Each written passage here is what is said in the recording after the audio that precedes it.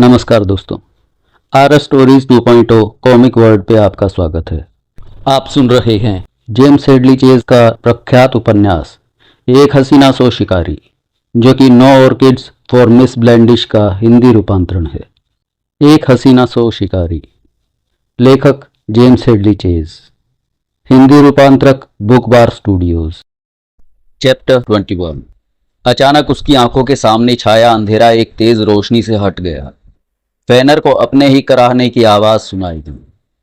तुम ठीक हो? दूर से एक आवाज आई। चलो अब उठो भी, बस लेटे लेटे खुद पे तरस खाना बंद करो। फेनर ने हिम्मत जुटाई और आंखें खोली। उसे अपने ऊपर कोई झुका हुआ दिखा। धीरे धीरे धुंध छटी और उसे पुलिस कैप्टन ब्रेनन का चेहरा नजर आया। वो लड़खड़ाते हुए उठ बैठा। ब्रेनन ने मजाक में कहा, देखा, तुम बिल्कुल ठीक हो, डरने की क्या बात है।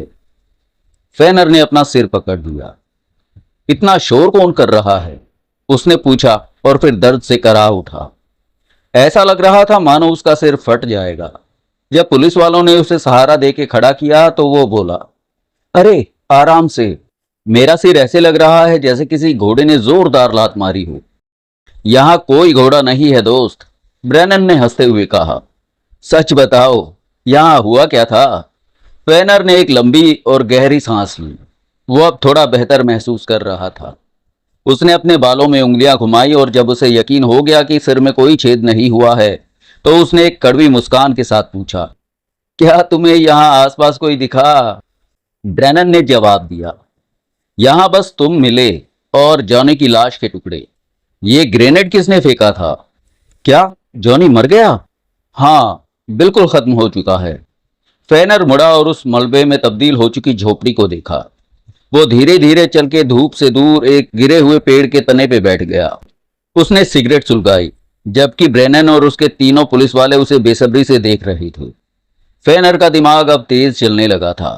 उसने अचानक चुटकी बजाई और ब्रेनन की तरफ इशारा करके बोला, पता है क्या, हम ब्लेंडिश अपहरण केस को सुलझाने के बहुत करीब हैं।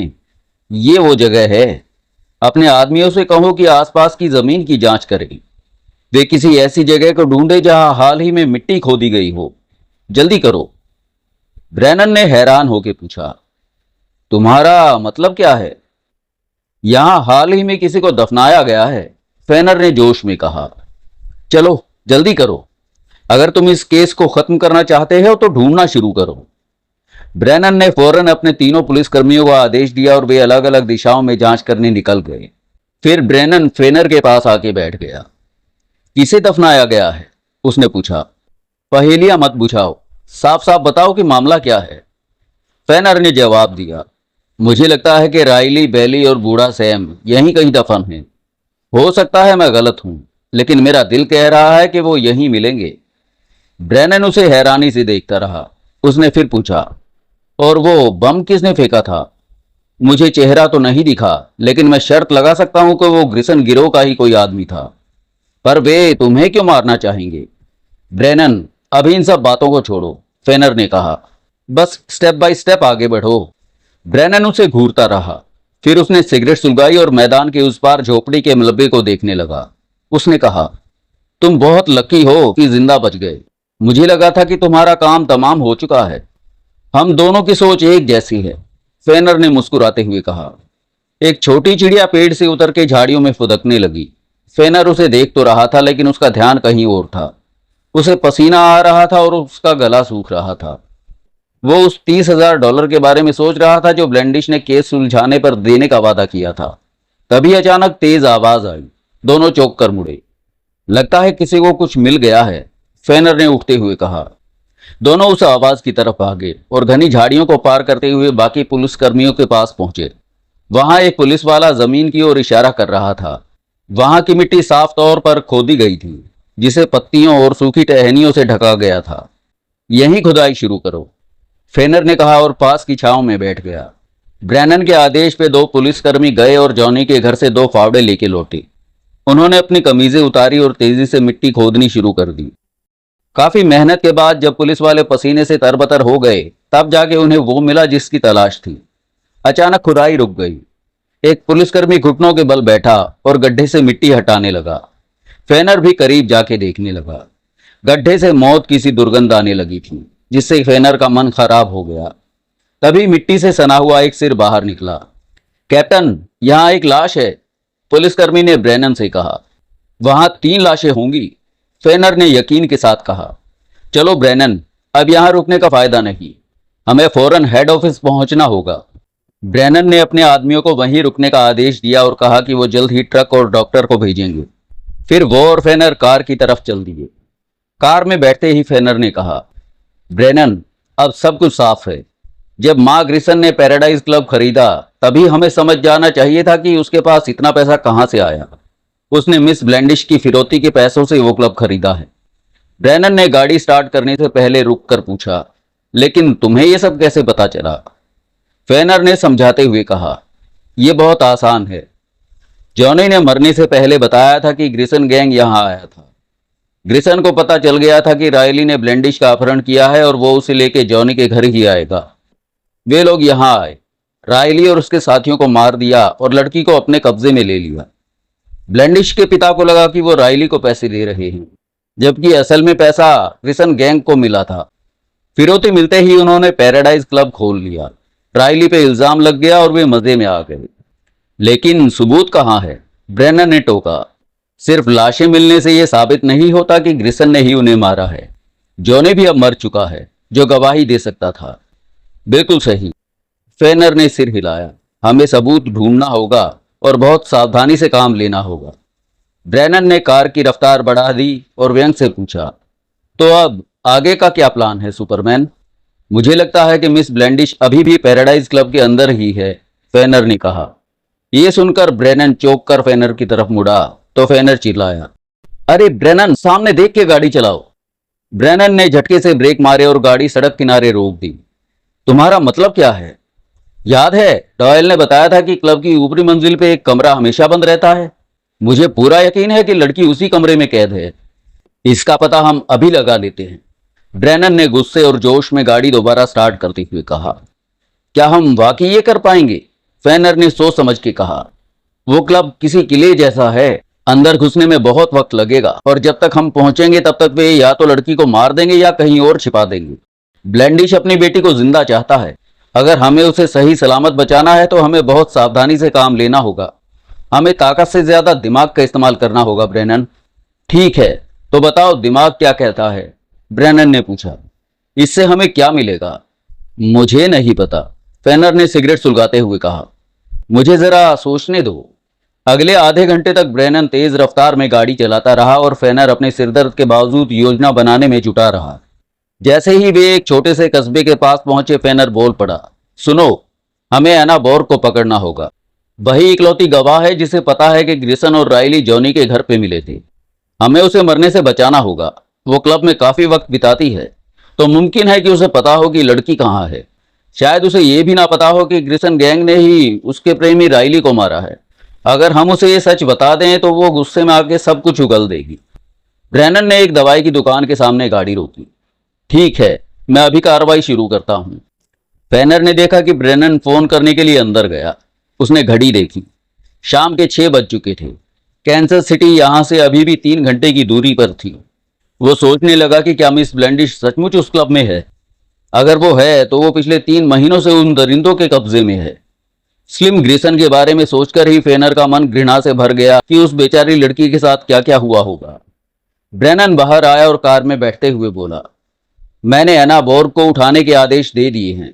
मेरे कुछ आदमी अभी से क्लब पे नजर रख रहे हैं। फेनर ने बस एक गहरी आवाज निकाली और कहा, चलो फिर निकलते हैं।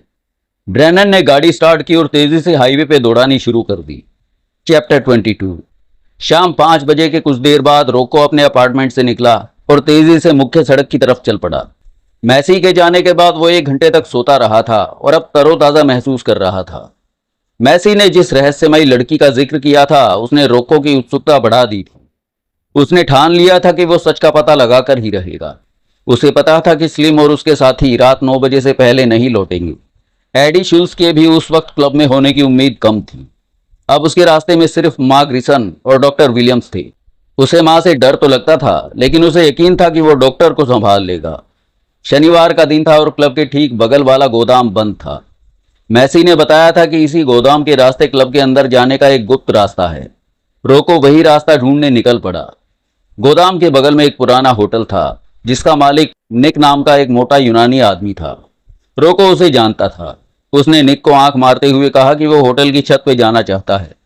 निक ने बेरुखी से कंधे उचकाए और कहा, देख लो जाके, बस मुझे किसी मुसीबत में मत फंसाना। रोको ने उसे भरोसा दिया और लिफ्ट से सबसे ऊपरी मंजिल पे पहुंच गया। छत का दरवाजा खोल के वो गोदाम की छत पे कूद गया। करीब 20 मिनट की कड़ी मशक्कत के बाद उसे वो गुप्त दरवाजा मिल गया। रोको के लिए ताला तोड़ना बच्चों का खेल था। वो हाथ में बंदूक लिए धड़कते दिल के साथ एक अंधेरे गलियारे में दाखिल हुआ।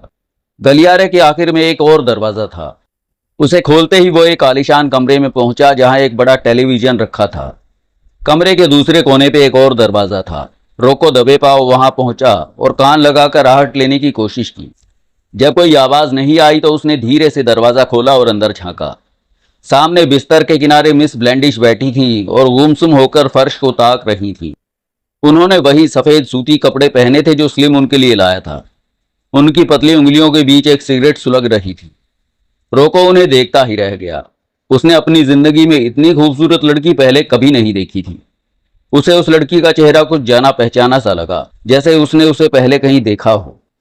वो दबे पांव कमरे के अंदर दाखिल हुआ। मिस ब्लैंडिश ने सिर उठाकर उसे देखा तक नहीं। अचानक उनके हाथ से सिगरेट फिसल के कालीन पे गिर गई और उन्होंने बिना मन के उस पे अपना पैर रख के उसे बुझा दिया। हेलो, रोको ने धीरे से कहा, तुम यहाँ क्या कर रही हो? मिस ब्लैंडिश ने अपनी भारी और नशे जैसी आंखों से उसकी तरफ देखा। उनकी आंखों की पुतलियां देखकर रोको समझ गया कि उन्हें कोई नशा दिया जा रहा है। उन्होंने बस इतना कहा, प्लीज जाओ यहां से। रोको ने पूछा, तुम्हारा नाम क्या है बेबी? मेरा नाम? उन्होंने अपनी भौहें सिकोड़ी। मुझे नहीं पता, प्लीज जाओ यहां से। उसे तुम्हारा यहां होना बिल्कुल पसंद नहीं आएगा। रोको के दिमाग में हलचल मच गई। वो बार बार खुद से पूछ रहा था कि उसने इस लड़की को पहले कहां देखा है। तभी उसके लाल सुनहरे बालों को देख के रोको का दिल तेजी से धड़कने लगा। उसके दिमाग में अखबारों में छपी ढेरों तस्वीरें घूमने लगी। बिस्तर पे बेजान सी बैठी ये लड़की और कोई नहीं बल्कि जॉन ब्लैंडिश की बेटी थी। रोको की सांसें तेज हो गई। उसे यकीन नहीं हो रहा था कि ग्रिसन गैंग ने उसे यहां छिपा रखा है। उसे लगा कि बदला लेने और $15,000 का इनाम पाने का इससे अच्छा मौका नहीं मिलेगा। तुम्हारा नाम ब्लैंडिश है ना? उसने अपनी आवाज को संभालते हुए कहा। करीब 4 महीने पहले तुम्हारा किडनैप हुआ था। क्या तुम्हें कुछ भी याद नहीं? उसने रोको को अजीब नजरों से देखा और दोहराया, ब्लैंडिश? नहीं, ये मेरा नाम नहीं है। हाँ, तुम्हारा यही नाम है, रोको ने जोर देते हुए कहा। चलो जान, तुम्हें सब याद आ जाएगा। हम यहां से बाहर निकलते हैं। मैं तुम्हें नहीं जानती, तुम जाओ यहां से। रोको ने जैसे ही उनका हाथ पकड़ने की कोशिश की वो डर के मारे पीछे हट गई। उनका चेहरा खौफ से भर गया और वो चिल्लाई, मुझे मत छुओ। उनकी आवाज सुन के रोको पसीने पसीने हो गया। उसे डर था कि कहीं डॉक्टर विलियम्स या माँ ग्रिसन ना आ जाएं। वो उन्हें अपने साथ ले जाने पे अड़ा था, लेकिन दिन के उजाले में किसी को बेहोश करके बाहर ले जाना नामुमकिन था। उसने चालाकी से काम लिया और सख्त आवाज में पूछा, देखो, स्लिम तुम्हारा इंतजार कर रहा है। मुझे तुम्हें उसके पास लेके जाना ही होगा। चलो अब। रोको की तरकीब काम कर गई। स्लिम का नाम सुनते ही मिस ब्लैंडिश फौरन खड़ी हो गई। वे किसी मशीन या ज़ोंबी की तरह बिना कुछ सोचे समझे रोको के पीछे चलने लगी। रोको उन्हें बैठक वाले कमरे से होते हुए गोदाम के उसी गुप्त रास्ते पे ले आया। उन्हें गोदाम से बाहर निकल के क्लब के पीछे वाली गली तक लाने में रोको की जान हलक में अटकी रही। आखिर उसने एक टैक्सी रोकी और उन्हें अंदर बिठाया।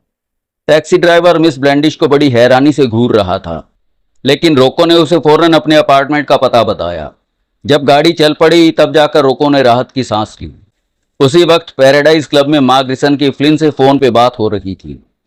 सब काम खत्म हो गया है माँ, फ्लिन ने बताया। हम वापस आ रहे हैं, कोई दिक्कत नहीं हुई। दोनों के दोनों? माँ ने कड़क आवाज में पूछा। हाँ, दोनों, जॉनी और फेनर। ठीक है, जल्दी वापस आओ। माँ ने फोन रख दिया। तभी कमरे का दरवाजा खुला और एडी शुल्स अंदर आया। उसके जबड़े पे चोट का गहरा नीला निशान साफ दिख रहा था। माँ ने उसे गुस्से से घूरते हुए कहा, तुम और तुम्हारी ये घटिया औरतें, उस लड़की ऐना की वजह से हमारा सारा खेल बिगड़ सकता था। एडी बैठ गया और अपना दर्द भरा जबड़ा सहलाते हुए बोला, ऐना की इसमें कोई गलती नहीं थी। बाय द वे, अब क्या खबर है? मेरी वजह से सब संभल गया है। अभी फ्लिन का फोन आया था। उन्होंने उस बूढ़े जॉनी और उस पत्रकार फेनर दोनों का काम तमाम कर दिया है। एडी ने फिर से ऐना का बचाव करना चाहा, पर माँ, ऐना ने तो उसे बस इतना ही बताया था कि चुप रहो। माँ चिल्लाई, अब से वो लड़की इस क्लब के आसपास भी नहीं दिखनी चाहिए। मुझे यहाँ ऐसे लोग नहीं चाहिए जो अपना मुंह बंद ना रख सकें। एडी कुछ बोलने ही वाला था कि माँ की आंखों में क्रूरता देख के चुप हो गया। उसे याद आया कि ऐना ने स्लिम के कमरे वाली लड़की के बारे में सवाल पूछे थे। उसे डर था कि अगर उसने ऐना को कुछ भी बताया और माँ को पता चला तो माँ ऐना को क्लब में आने से रोक देगी। ऐसे में ऐना भड़क सकती थी और बाहर जाके लड़की के बारे में बातें फैला सकती थी। एडी जानता था कि अगर मामला बिगड़ा तो माँ फ्लिन से कह के ऐना को भी मरवा देगी। माँ ने एडी के चेहरे के हाव भाव देख लिए थे। उन्होंने उसकी आंखों में झांकते हुए पूछा, तुम्हारे दिमाग में क्या खिचड़ी पक रही है? एडी बोला, देखो माँ, अब तक तो हम खून खराबा करके बचते आए हैं। हमारे पास एक क्लब है, बेशुमार पैसा है और सब कुछ बढ़िया चल रहा है, लेकिन ये कब तक चलेगा? ऐना ने जरा सी बात की और हमें जॉनी और उस पत्रकार को रास्ते से हटाना पड़ा। अभी तो हम सुरक्षित हैं, लेकिन कब तक? माँ कुर्सी पर बेचैनी से हिलने लगी। वे समझ रही थी कि एडी का इशारा किस तरफ है। तभी दरवाजे पे दस्तक हुई और डॉक्टर विलियम्स अंदर आए। उनका चेहरा शराब की वजह से लाल था। डॉक्टर ने बैठते हुए पूछा, क्या खबर है? सब ठीक हो गया है, माँ ने जवाब दिया। तुम्हें घबराने की जरूरत नहीं है, एडी ने तंज कसते हुए कहा। अगली बार तक। माँ, तुम थोड़ी अक्ल क्यों नहीं लगाती? जब तक मिस ब्लैंडिश यहाँ है हम सब बारूद के ढेर पे बैठे हैं। माँ गुस्से से दहाड़ी, क्या अब तुम मुझे सिखाओगे कि मुझे क्या करना है? मैं तो बस सच कह रहा हूं, एडी ने सख्ती से कहा। अगर मिस ब्लैंडिश यहां ना होती तो हमें किसी बात का डर नहीं होता। हमने जॉनी को क्यों मारा? महज इसलिए क्योंकि हमें डर था कि पुलिस उसे ढूंढते हुए यहां तक ना आ जाए। अगर वो लड़की यहां ना होती तो हम खुद पुलिस को अंदर बुलाते और उनका मजाक उड़ाते। डॉक्टर ने अपना रुमाल निकाला और पसीने से भीगा अपना चेहरा पोंछने लगा। कमरा भारी सन्नाटे और तनाव से भर गया था। वो ठीक कह रहा है माँ, डॉक्टर ने एडी का साथ देते हुए कहा। जब तक वो लड़की यहां है हम में से कोई भी सुरक्षित नहीं है। माँ अपनी कुर्सी से उठी और बेचैनी से कमरे में यहां वहां टहलने लगी। एडी और डॉक्टर चुपचाप उन्हें देखते रहे। तभी एडी ने डॉक्टर की तरफ देख के असली मुद्दे की बात छेड़ी। क्या उसे दिल का दौरा नहीं पड़ सकता? स्लिम को कभी शक भी नहीं होगा कि इसमें तुम्हारा हाथ है। एडी जानता था कि माँ और डॉक्टर दोनों ही स्लिम के पागलपन से डरते हैं, इसीलिए वे स्लिम के सामने लड़कियों को कुछ करने की हिम्मत नहीं कर पा रहे थे। माँ टहलते टहलते रुक गई। उन्होंने डॉक्टर की तरफ देखा। डॉक्टर ने मिन्नत भरी नजरों से माँ की तरफ देखा और बोला, मैं उसे थोड़ा जहर दे सकता हूँ। मुझे ये करना अच्छा तो नहीं लग रहा माँ, लेकिन हम उसे यहाँ और ज्यादा नहीं रख सकते। माँ थोड़ी हिचकिचाई और पूछा, क्या स्लिम को पता चल जाएगा? वो कुछ भी साबित नहीं कर पाएगा, डॉक्टर ने समझाया। वो नींद में ही मर जाएगी। स्लिम जब कमरे में जाएगा तो उसे उसकी लाश मिलेगी। माँ ने घड़ी देखी। वो बस कुछ ही घंटों में वापस आता होगा। माँ अब भी दुविधा में थी और कभी एडी तो कभी डॉक्टर की तरफ देख रही थी। हमें ये करना ही होगा माँ, एडी ने दबाव डालते हुए कहा। माँ वापस अपनी कुर्सी पे बैठ गई और मेज पे मुक्का मारते हुए बोली, हाँ, हमें ये करना ही होगा। डॉक्टर, उसका काम तमाम कीजिए और उसके बाद यहाँ से निकल जाइए। देर रात तक वापस मत आना। स्लिम को खुद उसे ढूंढने दो। मैं उससे कह दूंगी कि मैं उसके कमरे की तरफ गई ही नहीं। एडी, तुम भी यहां से दूर रहो। एडी ने चैन की सांस ली। उसने सोचा कि लड़की के मरते ही सब ठीक हो जाएगा और वो ऐना को वापस क्लब में बुला सकेगा। डॉक्टर थर थर कांप रहे थे और पसीने से तरबतर थे। माँ ने उन्हें झिड़कते हुए कहा, अब जाओ भी। जितनी जल्दी हो जाए उतना अच्छा है। यहां मूर्खों की तरह खड़े मत रहो। ये तो होना ही था। जाओ। डॉक्टर धीरे धीरे कमरे से बाहर निकल गए। माँ ने एडी से कहा, और तुम भी यहां से दफा हो जाओ। रात 10 बजे से पहले यहां मत दिखना। फिल्म देखो या कुछ भी करो, बस मेरी नजरों से दूर रहो। ठीक है माँ। एडी दरवाजे की तरफ बढ़ा, फिर रुक के पूछा, उसके जाने के बाद क्या ऐना यहां काम कर सकेगी? हाँ हाँ, सब ठीक हो जाएगा, माँ ने बेरुखी से कहा। वो अपनी डेस्क की तरफ बढ़ी और बुदबुदाई, अब मुझे स्लिम के लिए कोई दूसरी लड़की ढूंढनी पड़ेगी। उसे अब लड़कियों का चस्का लग गया है। एडी ने अजीब सा मुंह बनाया और कहा, यह इतना आसान नहीं होगा। मां के चेहरे पे एक डरावनी मुस्कान आ गई। मैं ढूंढ लूंगी। अगर पास में ढेर सारा पैसा हो तो दुनिया में कुछ भी किया जा सकता है। एडी कमरे से बाहर निकला। उसने देखा कि डॉक्टर विलियम्स भारी कदमों से सीढ़ियों की तरफ बढ़ रहे थे। उसे इस बात की तसल्ली थी कि यह गंदा काम उसे खुद नहीं करना पड़ रहा है। उसे उस लड़की के लिए थोड़ा दुख भी हुआ। उसकी किस्मत वाकई बहुत खराब थी। आंगन पार करते हुए जहां उसकी कार खड़ी थी, एडी ने मन ही मन सोचा कि जिस हाल में वो लड़की थी उससे तो उसका मर जाना ही बेहतर है। वो अपनी कार में बैठ गया। उसने योजना बनाई कि वो पहले कोई फिल्म देखेगा और उसके बाद एना को डिनर पे ले जाएगा। जैसे ही एडी की कार वहां से निकली, कैप्टन ब्रेनन के आदेश पे 2 जासूसों ने क्लब के पास छिपके मोर्चा संभाल लिया। वे ऐसी जगह तैनात हो गए जहां से बिना किसी की नजर में आए क्लब के मुख्य दरवाजे पे नजर रख सके। चैप्टर 23। स्लिम सीढ़ियों से नीचे खड़ा होकर मां की तरफ देख रहा था। उसके पीछे फ्लिन और वापी खड़ी थी। मां के चेहरे पे एक ऐसा अजीब भाव था जो फ्लिन ने पहले कभी नहीं देखा था। फ्लिन को आज पहली बार एहसास हुआ था कि मां कितनी बूढ़ी हो चुकी हैं। उनका चेहरा बुरी तरह मुरझाया हुआ और थका हुआ लग रहा था। फ्लिन को समझ आ गया था कि कुछ बहुत बुरा हुआ है। उसने कड़क कर पूछा, क्या बात है? तुम मुझे इस तरह क्यों देख रही हो? मां कुछ नहीं बोली। उनका भारी हाथ सीढ़ी की रेलिंग पे टिका था और उन्होंने उसे इतनी जोर से जकड़ रखा था कि उनकी उंगलियों के जोड़ सफेद पड़ गए थे। कुछ बोलती क्यों नहीं? स्लिम दहाड़ा। क्या हुआ है? मां मन ही मन सोच रही थी, जैसे ही मैं इसे सच बताऊंगी ये मुझे मार डालेगा। काश एडी यहां होता, वही इसे काबू कर सकता है। फ्लिन में इतनी हिम्मत नहीं है, वो तो बस तमाशा देखेगा। आखिरकार मां ने बहुत ही ठंडी और सपाट आवाज में कहा, लड़की जा चुकी है। स्लिम का पूरा शरीर अकड़ गया। वो आगे की तरफ झुक के मां को घूरने लगा। उसके होंठ गुस्से में भिज गए और दांत दिखने लगे। तुम झूठ बोल रही हो। तुमने उसके साथ कुछ किया है ना? वो यहां नहीं है, मां ने फिर कहा। कुछ घंटे पहले मैं उसके कमरे में गई थी, वो वहां नहीं थी। स्लिम तेजी से सीढ़ियां चढ़ने लगा। मां उसे टकटकी लगाए देखती रही। जब वो उनके करीब पहुंचा तो वो एक पल के लिए रुका। सुन बुढ़िया, स्लिम फुसफुसाते हुए बोला, अगर तुमने उसे हाथ भी लगाया है तो मैं तुम्हारी जान ले लूंगा।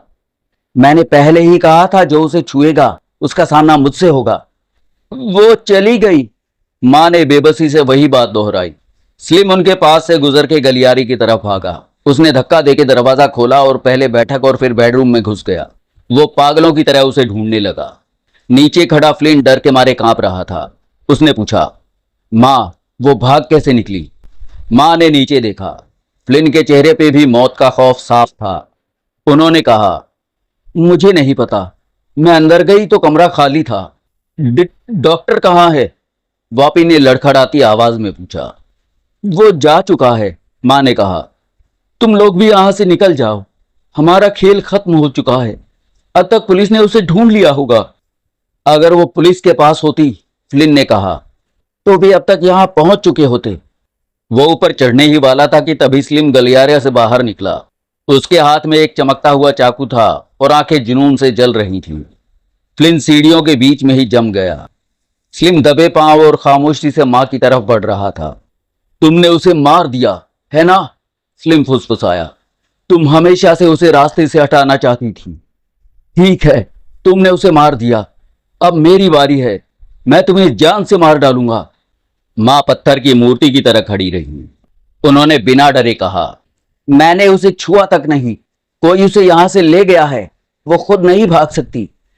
ठीक है स्लिम, अगर यही चाहते हो तो मुझे मार डालो। फिर ना वो लड़की तुम्हारे पास होगी और ना मैं। शायद हम दोनों के बिना ही तुम्हारा भला हो जाए। स्लिम की आंखों में अचानक शक और उलझन की झलक दिखी, जिसे मां ने फौरन भांप लिया। वे आगे बोली, बढ़ो आगे, देखो क्या नतीजा निकलता है। देखो अकेले रहना कैसा होता है। तुम हमेशा से बड़ा आदमी बनना चाहती थी ना, लेकिन याद रखना फिर तुम किसी पे भरोसा नहीं कर पाओगे। तुम्हें पूरी जिंदगी चूहों की तरह छिपना पड़ेगा। कहां छिपोगे तुम स्लिम? स्लिम का हाथ कांप गया और चाकू की धार डगमगा गई। वो कभी मां को देखता तो कभी फ्लिन को। वो अचानक किसी खोए हुए बच्चे की तरह दिखने लगा। उसने धीमी आवाज में पूछा। अब हम क्या करेंगे माँ? हमें उसे ढूंढना ही होगा। माँ ने एक लंबी सांस ली। मौत उनके बिल्कुल करीब से गुजर गई थी। अभी भी उनके शरीर में इतनी दहशत थी कि वे हिलने की हिम्मत नहीं कर पा रही थी। तभी क्लब के दरवाजे पे जोरदार हलचल हुई। फ्लिन ने फौरन अपनी बंदूक पे हाथ रख लिया। डॉक्टर विलियम्स हाफते हुए अंदर आए। उनका चेहरा पसीने से भीगा हुआ था और डर के मारे नीला पड़ गया था। उन्होंने देखा कि स्लिम हाथ में चाकू लिए माँ के पास खड़ा है। वापी दीवार से सट के खड़ा है और उसका चेहरा सफेद पड़ा हुआ है और फ्लिन बंदूक निकालने ही वाला है। डॉक्टर लड़खड़ाते हुए सीढ़ियों के पास पहुंचे और चिल्लाए, रोको, उसे ले गया है। सुना माँ?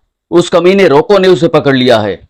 स्लिम बिजली की तेजी से नीचे उतरा और रास्ते में खड़े फ्लिन को इतनी जोर से धक्का दिया कि वो गिरते गिरते बचा।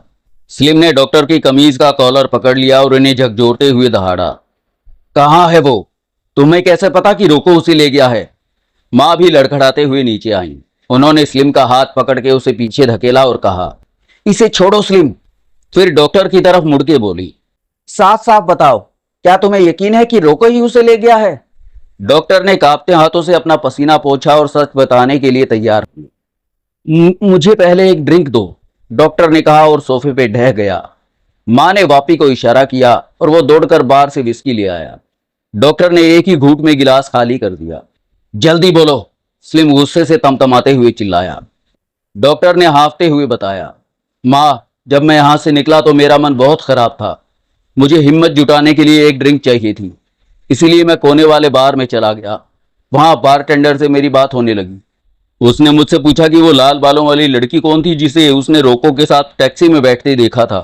पहले तो मुझे कुछ समझ में नहीं आया, लेकिन फिर मेरा दिमाग ठनका। रोको और वो लाल बालों वाली लड़की। माँ, सब साफ है। रोको ने अपना हिसाब बराबर करने के लिए उसे अगवा कर लिया है। ये सुनते ही स्लिम पागलों की तरह बाहर की तरफ भागा। रुको स्लिम, जल्दबाजी मत करो, माँ ने पीछे से चिल्ला के कहा, लेकिन स्लिम ने अनसुना कर दिया। वो दरवाजा एक झटके से खोल के अंधेरे आंगन में गायब हो गया। उसके पीछे जाओ, माँ ने फ्लिन और वापी को आदेश दिया। भाड़ में जाए ये सब, फ्लिन चिढ़के बोला। अब मेरा बस हो गया। माँ, मुझे मेरा हिस्सा दो, मैं ये धंधा छोड़ रहा हूं। बकवास बंद करो, माँ दहाड़ी। तुम कहीं नहीं जा रहे, तुम्हारे पास भागने की कोई जगह नहीं है और मुझसे तुम्हें फूटी कोड़ी नहीं मिलेगी। चुपचाप स्लिम के पीछे जाओ और वॉपी तुम भी जाओ। फ्लिन कुछ देर हिचकिचाया, फिर गुस्से में बड़बड़ाते हुए वॉपी को साथ लेके बाहर निकल गया। जब सब चले गए तो माँ ने डॉक्टर के कंधे पे हाथ रखा। मुझे लगा था कि आप हमें छोड़कर भाग गए डॉक्टर, अब आपका क्या इरादा है? डॉक्टर नशे में झूमते हुए बोला, भागकर कहाँ जाऊंगा माँ, मैंने भी सोचा था भागने की, लेकिन एहसास हुआ कि दुनिया में हमारे लिए कोई जगह नहीं बची है। स्लिम उसे वापस ले आएगा और फिर वही सब नरक शुरू हो जाएगा। अभी उसने उसे पकड़ा नहीं है, माँ ने हौसला देते हुए कहा। आप बस मेरे साथ रहिए डॉक्टर, मैं इस मुसीबत से निकलने का कोई ना कोई रास्ता जरूर ढूंढ लूंगी। चैप्टर 24। मिस ब्लैंडिश रोको के बड़े से सोफे पे बेजान सी पड़ी थी और खाली नजरों से छत को ताक रही थी। किसी और वक्त में रोको अपने कमरे में इतनी खूबसूरत महिला को पाके खुद को बहुत खुशकिस्मत समझता, लेकिन इस वक्त उसका दिल डर से बैठा जा रहा था। शारीरिक रूप से ये सुंदर महिला उसे किसी दुकान में रखे पुतले जैसी लग रही थी जिसमें कोई जान ना हो। उन्हें अपने अपार्टमेंट में लाने के बाद रोको ने खुद से कहा, मुझे बहुत सावधानी से काम लेना होगा। पुलिस को फोन करने का कोई फायदा नहीं, क्योंकि सारा क्रेडिट वे ले लेंगे और मुझे एक धेला भी नहीं मिलेगा। अगर मुझे वे $15,000 चाहिए तो मुझे सीधे ब्लैंडिश से संपर्क करना होगा। रोको ने टेलीफोन डायरेक्टरी चेक की, लेकिन उसमें ब्लैंडिश का नंबर नहीं था। उसने पूछताछ केंद्र पे भी फोन किया, पर वहां से भी उसे कोई मदद नहीं मिली।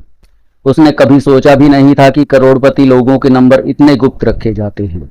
उसने शहर के बड़े क्लबों और रेस्टोरेंटों में भी फोन घुमाए, लेकिन कोई सुराग नहीं मिला।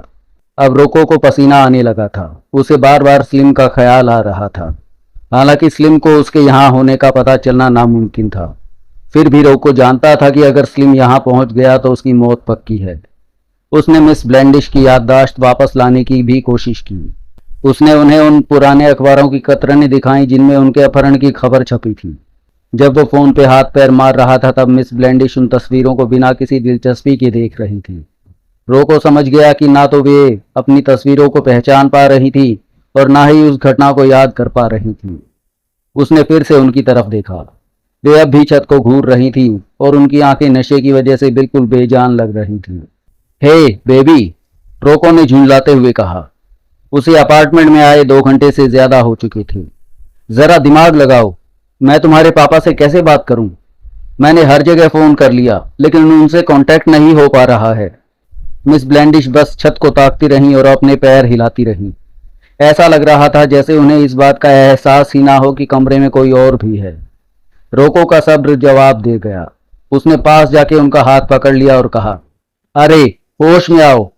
जैसे ही रोको ने उन्हें छुआ वे बहुत बुरी तरह डर गई। उन्होंने झटके से अपना हाथ छुड़ाया और दीवार से चिपक के बैठ गई। उनकी आंखों में भयानक खौफ था। ठीक है, ठीक है, रोको ने उन्हें शांत करते हुए कहा। मुझसे डरने की जरूरत नहीं है। मेरी बात सुनो, मैं तुम्हारे पापा को ढूंढ रहा हूं। उनका फोन नंबर क्या है? मिस ब्लैंडिश और पीछे हट गई। उन्होंने कहा, मुझे अकेला छोड़ दो, मुझे मत छुओ। रोको की घबराहट अब बढ़ने लगी थी। उसने कहा, अगर मुझे तुम्हारे पापा नहीं मिले तो हम दोनों मुसीबत में पड़ जाएंगे। क्या तुम्हें समझ नहीं आ रहा? स्लिम यहां पहुंच जाएगा। मैं तुम्हारे पापा को ढूंढूं कैसे? अचानक वे सोफे से उतरी और दरवाजे की तरफ भागी। इससे पहले कि वे बाहर निकल पाती रोको ने उन्हें पकड़ लिया। उन्होंने दरवाजे का हैंडल जोर से पकड़ रखा था। मुझसे दूर रहो, वे चिल्लाईं। मुझे यहां से बाहर निकालो। पसीने से तरबतर रोको ने उन्हें वापस सोफे पे धकेल दिया। वो उनके करीब झुक गया और उनके मुंह पे हाथ रख दिया। चुप रहो, उसने फुसफुसाते हुए कहा। क्या तुम चाहती हो कि स्लिम तुम्हें ढूंढ ले? ये सुनते ही उन्होंने छटपटाना बंद कर दिया। कमरे में आने के बाद पहली बार उनकी आंखों में एक अलग सी चमक दिखी। रोको ने अपना हाथ हटाया। हाँ, मुझे स्लिम चाहिए, उन्होंने कहा। मैं चाहती हूं कि वो यहां आए। रोको उन्हें फटी फटी आंखों से देखने लगा। तुम्हें अंदाजा भी है कि तुम क्या कह रही हो? क्या तुम घर नहीं जाना चाहती? तुम्हें हो क्या गया है? उन्होंने बस अपना सिर हिलाया और कहा, मेरा कोई घर नहीं है, मेरा कोई अपना नहीं है, मुझे बस स्लिम चाहिए। रोको पीछे हट गया। उसे समझ आ गया कि यह लड़की उसके काबू से बाहर है। भाड़ में जाए इनाम, मैं पुलिस को फोन करने जा रहा हूं, उसने खुद से कहा। मैं अब और जोखिम नहीं ले सकता। स्लिम के यहां पहुंचने से पहले मुझे पुलिस को बुलाना ही होगा। रोको ने पुलिस हेडक्वार्टर्स का नंबर मिलाना शुरू ही किया था कि मिस ब्लैंडिश अचानक सोफे से कूदी। उन्होंने टेलीफोन का तार पकड़ा और उसे जोर से खींच के उखाड़ दिया। रोको हाथ में टूटा हुआ रिसीवर पकड़े उन्हें फटी आंखों से देखता रह गया। डर के मारे उसकी रीढ़ की हड्डी में एक सिरहन दौड़ गई। अरे पागल औरत, वो चिल्लाया, ये क्या किया तुमने? वो उससे दूर हटके अपने हाथ मलने लगी। तुम्हें स्लिम को बताना होगा कि तुम मुझे जबरदस्ती यहां लाए हो। तुम्हें उसे यकीन दिलाना होगा कि मैं तुम्हारे साथ नहीं आना चाहती थी। क्यों? क्या क्या क्या दिमाग खराब हो गया है तुम्हारा? रोको हकलाने लगा। मैं तुम्हारी मदद कर रहा हूं। क्या तुम उस दरिंदे स्लिम से दूर नहीं जाना चाहती? वो दीवार के सहारे टिक गई और फूट फूट के रोने लगी। मैं उससे दूर नहीं जा सकती। वो अब जिंदगी भर मेरे साथ रहेगा। तुम पागल हो गई हो, रोको चिल्लाया। मैं पड़ोसियों के पास जाके पुलिस को फोन करूंगा। जैसे ही वो दरवाजे की तरफ बढ़ा मिस ब्लैंडिश ने दरवाजे के आगे खड़े होकर रास्ता रोक लिया। नहीं, जब तक वो यहां नहीं आता तुम कहीं नहीं जाओगे। तुम्हें उसे सच बताना ही होगा कि तुम मुझे उठा लाए हो। गुस्से में पागल रोको ने उनका हाथ पकड़ा और उन्हें घसीटते हुए सोफे पे पटक दिया। वो मुड़ के दरवाजे की तरफ भागा ही था कि मिस ब्लैंडिश ने बेड साइड टेबल पर रखी कांच की भारी एस्ट्रे उठा ली। उन्होंने पूरी ताकत से उसे रोको की तरफ फेंका। एस्ट्रे सीधा उसके सिर के किनारे पे लगी। रोको कराहते हुए घुटनों के बल जमीन पे गिर पड़ा। मिस ब्लैंडिश दीवार से सटके खड़ी हो गई और उसे नीचे गिरते हुए देखने लगी। रोको ने उठने की कोशिश की लेकिन सिर के तेज दर्द से वो एक तरफ लुढ़क गया। तभी बाथरूम का दरवाजा खुलने की आवाज आई। मिस ब्लैंडिश ने चौंक के देखा। स्लिम खिड़की के रास्ते फायर एस्केप से होता हुआ कमरे में दाखिल हो चुका था। उसकी पीली और चमकती आंखें पहले मिस ब्लैंडिश पे पड़ी और फिर फर्श पे तड़पते हुए रोको पे टिक गई। बेहोशी की हालत में भी रोको को अपनी मौत सामने नजर आने लगी। उसे एहसास हो गया कि उसका अंत करीब है। उसने बचने की एक आखिरी कोशिश में अपने हाथ ऊपर उठा लिए। स्लिम धीरे धीरे उसकी तरफ बढ़ा। उसके चेहरे पे एक खौफनाक मुस्कान थी। मिस ब्लैंडिश ने स्लिम के हाथ में चमकता हुआ चाकू देखा और डर के मारे अपनी आंखें बंद कर लीं। उन्हें रोको के सिसकने की आवाज़ सुनाई दी। इसके बाद कमरे से जो आवाज़ें आईं उन्हें सुन के मिस ब्लैंडिश घुटनों के बल बैठ गई और अपने कानों पे हाथ रख लिए।